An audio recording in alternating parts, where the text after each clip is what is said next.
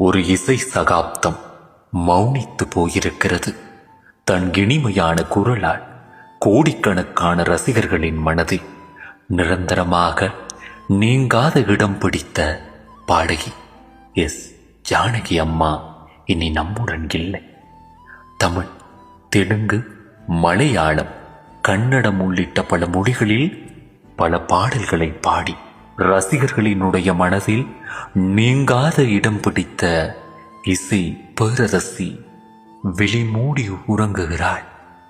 அவள் உறங்கும் போதும் அவளினுடைய குரலும் அவள் தந்து போன பாடல்களும் மண்ணில் ஒலித்து கொண்டே இருக்கும்.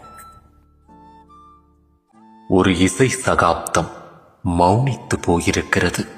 தன் இனிமையான குரலால் கோடிக்கணக்கான ரசிகர்களின் மனதை